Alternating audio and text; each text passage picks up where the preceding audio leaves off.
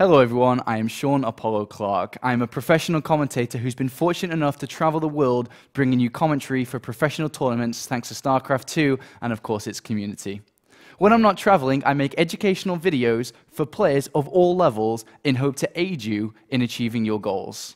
But today I'm here to talk about one thing. I'm here to talk about the multiplayer aspect of Heart of the Swarm. For starters, let's jump into Battlenet. So this is where you'll find yourself once you dip into StarCraft 2 multiplayer. Blizzard have made your journey relatively easy. By clicking on the matchmaking button, it'll take you immediately into the first step of your journey, training. Training is 3 different stages, increasing its difficulty each time, beginning with normal game speed and basic units, going all the way up to faster game speed and all multiplayer units available. Once you complete your training in all 3 stages, you're going to head up to play against the AI, where you'll play 3 placement matches to determine your skill for when you will eventually, very shortly, be going up against human opponents. And when you clicked on rank, that's where it's going to begin. So after clicking on ranked, you're going to play against human opponents, but it doesn't matter. There's no stats, there's no pressure. You're playing for fun almost at this stage. And once you get confident enough, then you're going to head over to the real deal, the ranked button over here. And this is where you're going to have 5 placement matches. Will determine what league you're going to begin your journey in Heart of the Swarm in.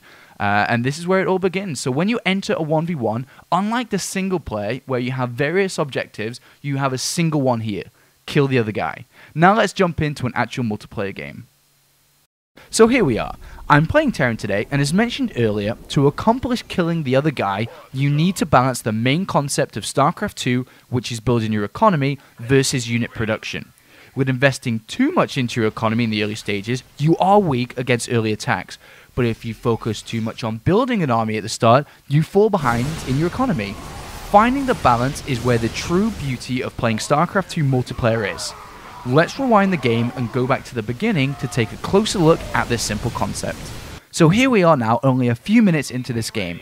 As your first barracks is about to complete, now you have an option as your minerals start to build up closer towards that 300 mineral mark. You can either build 2 more barracks at 150 minerals each to increase your army production, or if you just wait a little bit here, you can throw down a second command center for 400 minerals and increase your economy.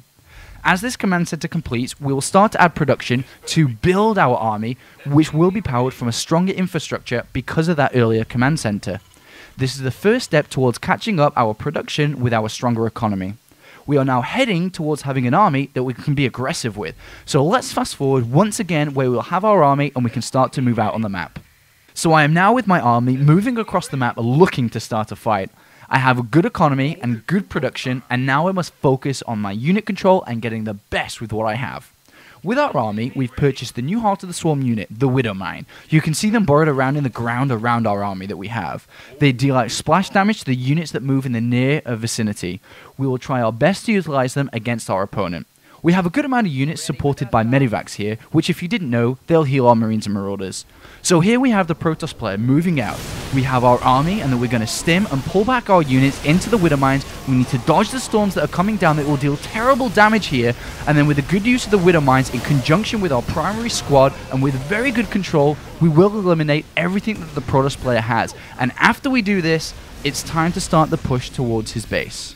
As witnessed here, with good game knowledge on production versus economy and being able to control what you've built, you can beat down your opponent like we did just here.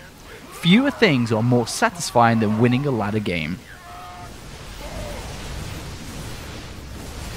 So there we have it. We've only just begun to scratch the surface of StarCraft.